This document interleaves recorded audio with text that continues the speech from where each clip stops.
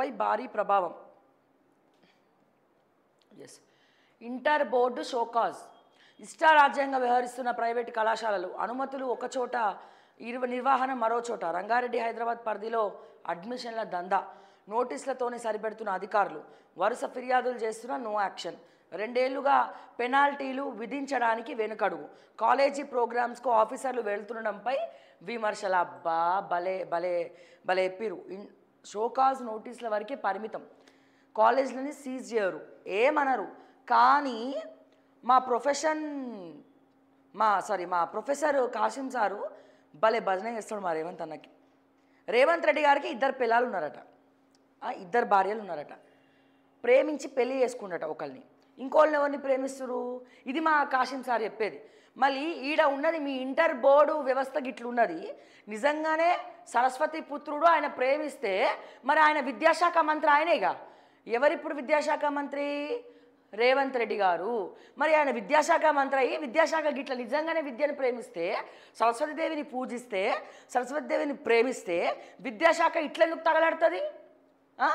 భలే భజన చేస్తున్నారు సార్ మీరు.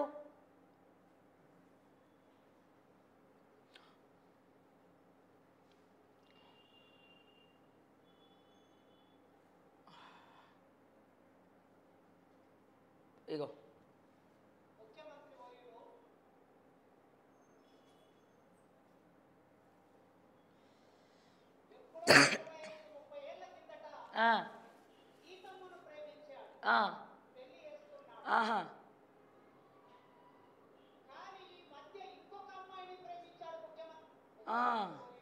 ఇంకొక అమ్మాయిని మధ్య ప్రేమించిండట.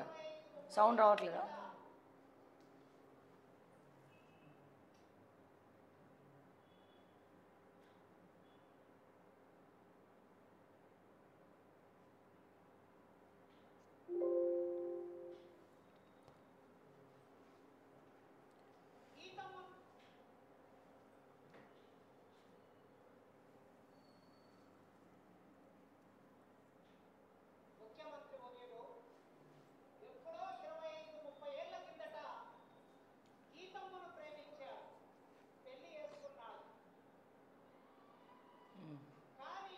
మళ్ళీ ఇట్లా అన్ని బయట పెట్టాలి పళ్ళు.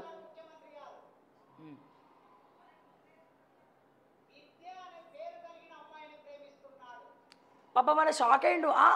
కొంపదీసి నా సీక్రెట్స్కి కాసిం సార్కి ఎట్లా తెలిసినాయి నేను ఇంకోరినో ప్రేమిస్తున్నా అని చెప్పి? ఎట్లా తెలిసినాయి? నా వ్యక్తిగత జీవితం ఈయనకి ఎట్లా తెలిసింది అని షాక్ అయ్యిండు ఆయన పాపం. ఆ నవ్వు కూడా సరిగా నవ్వలేకపోయిండు మరి రేవంత్ అన్న. తర్వాత అమ్మయ్య విద్యని ప్రేమిస్తున్నాడు అనగానే అబ్బా ఇక హాయిగా ఉందిరా నాయన, ఇంకేదో అనుకొని భయపడ్డా అని చెప్పి రేవంత్ రెడ్డి ఇన్నర్ ఫీలింగ్. ఇక్కడ ఈ భజన పేలిందా? అస్సలు పేలలే, పరమ దరిద్రంగా ఉంది. అంటే ఇప్పుడు నీకు ఇక్కడ నేను అడిగేది ఏంటంటే, ఇక్కడ గీతారెడ్డి గారు మా వదినమ్మ సరస్వతీదేవి ఒకటేనా?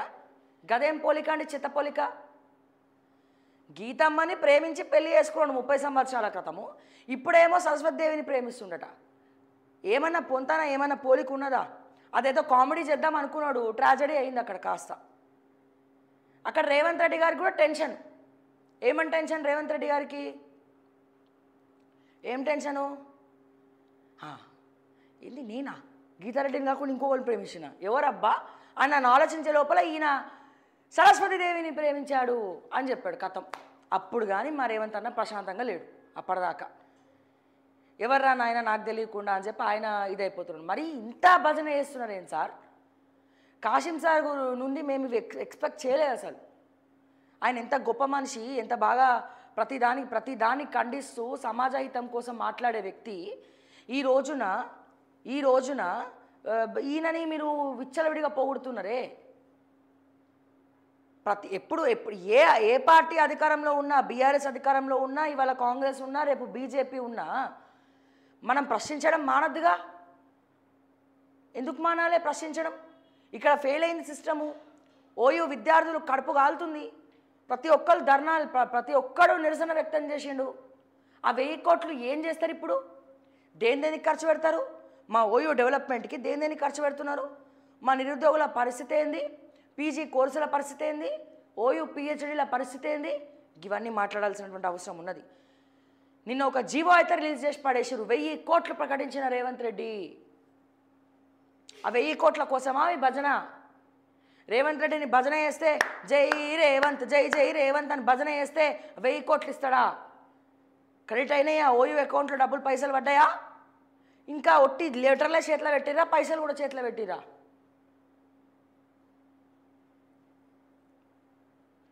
కానీ ఇక్కడ ఒకటి మాత్రం మెచ్చుకోదగినటువంటి విషయం ఏంటంటే, తెలంగాణ ఉస్మానియా యూనివర్సిటీకి మొట్టమొదటిసారిగా వచ్చినటువంటి ముఖ్యమంత్రి ఎవరైనా ఉన్నారు అంటే అది రేవంత్ రెడ్డి. ఆయన పని చేసిండా, పని చేయలేదా, బిల్డప్ రాజానా, బిల్డప్ కోసమే వచ్చిండా, లేకపోతే ప్రొఫెసర్ కాసిం లాంటి వాళ్ళతో భజన చేయించుకోవడానికి వచ్చిండా అనేది మనం పక్కన పెడితే, ఇప్పటి వరకు ఉస్మానియా గడ్డ మీద ఏ ముఖ్యమంత్రి అడుగుపెట్టలేదు. మొట్టమొదటిసారి అడుగుపెట్టడానికి డేర్ చేసినటువంటి పర్సన్ ఎవరైనా ఉన్నారంటే అది రేవంత్ రెడ్డి. ఖచ్చితంగా మెచ్చుకోదగినటువంటి విషయం. అట్లీస్ట్ ఓయూ వరకు అని వచ్చిండు. అంతమంది నిరసన వ్యక్తం చేస్తున్నా అక్కడ దాకా వచ్చిండు, ఆర్ట్స్ కాలేజ్ కన్నా వచ్చిండు. తర్వాత నిధులు తెస్తాడా? ఇప్పుడు ఇదే ప్రొఫెసర్ కాసిం గారిని అడుగుతాం. ఉట్టి జీవో రిలీజ్ చేసారు, ఓకే,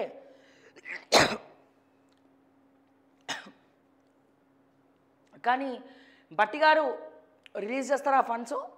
1000 కోట్లు కూడా వచ్చిన రోజున అప్పుడు చెప్పండి రేవంత్ రెడ్డి గారు 3వ ఆమెను కూడా ప్రేమించిండు అని చెప్పండి. అప్పుడు కూడా భజన చేయండి. ఎప్పుడు అది? మీకు డబ్బులు క్రెడిట్ అయినప్పుడు, డబ్బులు మీ అకౌంట్లో పడినప్పుడు, ఓయూ అకౌంట్లో 1000 కోట్లు పడినప్పుడు మనం మాట్లాడుకుందాం.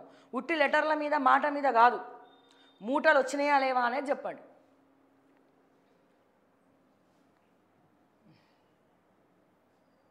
ఇక పోతే ఈయన ఎక్కడికి పోయి ఏం మాట్లాడతాడో మా రేవంత్ అన్నకే అర్థం కాదు. మొన్ననే చెప్పిన, రేవంత్ అన్న గ్లోబల్ సమ్మిట్లో మంచిగా స్పీచ్ ప్రిపేర్ అయ్యి మాట్లాడంటే పోనీ ఏదో మాట్లాడిండు, అక్కడ బాగానే మాట్లాడిండు. కానీ ఇక్కడ ఇంగ్లీష్ రాకపోతే ఏమవుతుంది? ఒక 10 మందిని ఇంగ్లీష్ వచ్చిన వాళ్ళని పెట్టుకుంటే సరిపోతుంది కదా అని మాట్లాడుతుండు. ఒకసారి చూద్దాం కదా కూడా.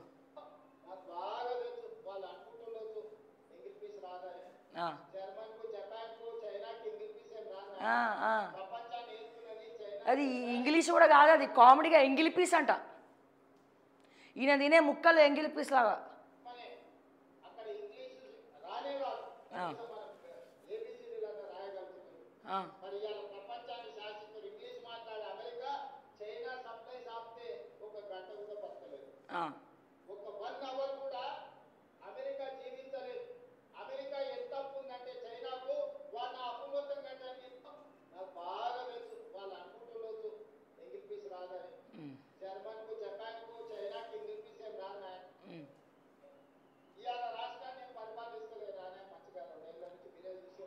ఏం చూసినాము?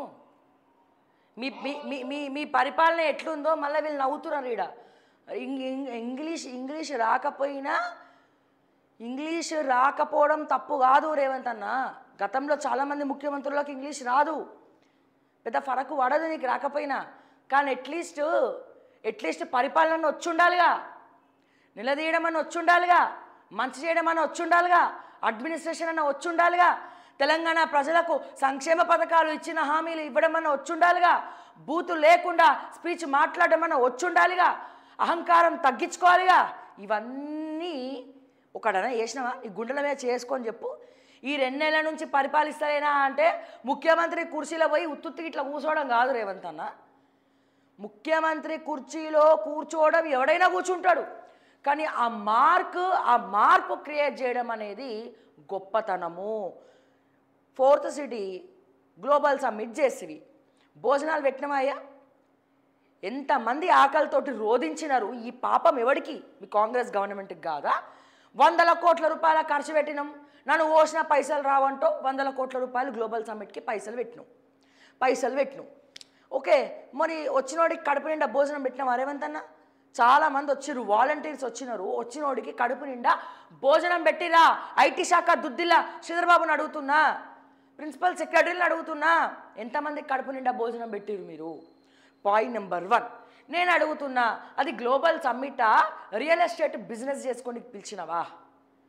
ఎక్కడన్నా ఎన్నడన్నా అది గ్లోబల్ సమ్మిట్ లాగా ఉందా? చిరంజీవిని కూడా బలవంతంగా రాకపోతే మంచిగా ఉండదని హెలికాప్టర్ పంపిస్తావు చిరంజీవి షూటింగ్లు ఉంటే మంత్రుల్ని పంపించి హెలికాప్టర్ తోలిచ్చి హెలికాప్టర్లో తీసుకొచ్చి కూర్చుండబెట్టిండాడ ముళ్ళకంప మీద కూర్చున్నట్టుంది చిరంజీవికి ఏదో పొగడాలని పొగిడిండు ఆయన చిరంజీవి. ఇది మీ గ్లోబల్ సమ్మిట్. దానికన్నా ఏదైనా రియల్ ఎస్టేట్ కంపెనీ ఒక ఈవెంట్ అద్భుతంగా చేస్తారు. అంత దూరం తీసుకుపోయి పెట్టినావు. పాపం ఆడ హోటళ్ళు లేవు. మీ అమ్మ తినను లేదు అడక్క తిననీయదు లేదు అన్నట్టు ఈడ నువ్వు గ్లోబల్ సమ్మిట్లో నువ్వు భోజనాలు పెట్టలేదు. చాలామంది ఆకలితోటి అలమటించినారు. వాళ్ళు పోనీ బయటికి వెళ్ళి కొనుక్కుందామంటే ఆడేం లేవు.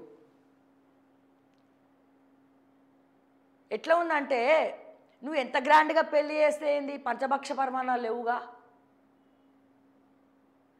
ఇప్పుడు ఏ పెళ్ళికి ఎవరు వచ్చినా కడుపు నిండా తిని పప్పన్నం ఎప్పుడు పెడుతున్నావు అంటారు. ఎందుకని? వాళ్ళు కడుపు నిండా తింటే అదొక ఆనందం, సాటిస్ఫై అవుతారు.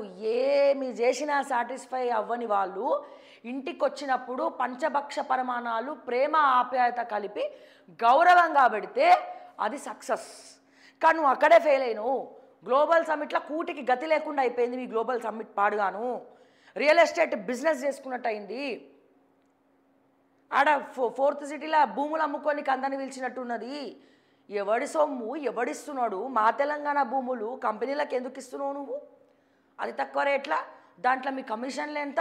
10%. 1,00,000 కోట్లలో 10% అంటే నీకు ఇక్కడ గ్లోబల్ సమ్మిట్ ద్వారా 10,000 కోట్లు వచ్చినాయి. రేవంత్ అన్న, నేను విత్ డీటెయిల్స్ పట్టుకొని మాట్లాడతా.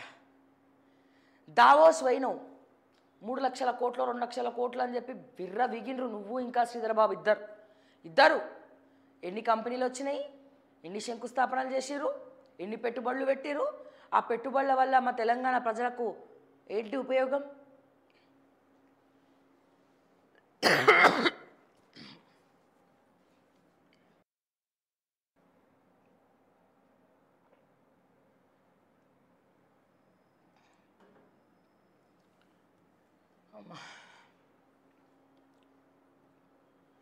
సో ఇది పరిస్థితి. మొత్తానికి ఇట్లుంది రేవంత్ అన్న నీ పరిపాలన. Inter board show cause. Inter board show cause. షాకులు ఇస్తే షాకులు ఇస్తారు. ఒక్కడు పనిచేయడా ఇంటర్ బోర్డులో? Point number 1. ఇక పోతే పాయింట్ నెంబర్ 2 ఏంది? ఫీజు రియంబర్స్మెంట్లు లేవు. మళ్ళీ నువ్వు విద్యాశాఖనట ప్రేమిస్తావట. సరస్వతిదేవినట విద్యను ప్రేమిస్తాడట. ఫీజు రియంబర్స్మెంట్ లేవు. ఈయన విద్యను ప్రేమిస్తాడు. ఆడ స్కూళ్ళలో ఫుడ్ పాయిజన్లు అవి చచ్చిపోతుంటే ఇబ్బంది పడుతూ ఉంటే ఈయన విద్యను ప్రేమిస్తాడు. వసతులు లేక ఏడుస్తూ ఉంటే విద్యను ప్రేమిస్తాడు. స్కూల్ రిటైర్ అయిన టీచర్లకు పెన్షన్లు రాలేదు ఇప్పటిదాకా, విద్యను ప్రేమిస్తాడు.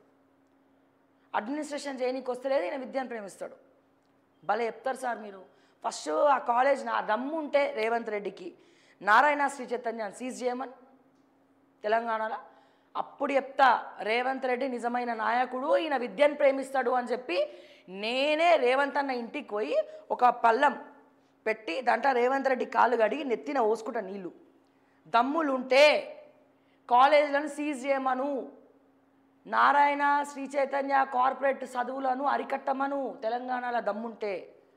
అప్పుడు మనం మాట్లాడుకుందాం. IndiGo bumper offer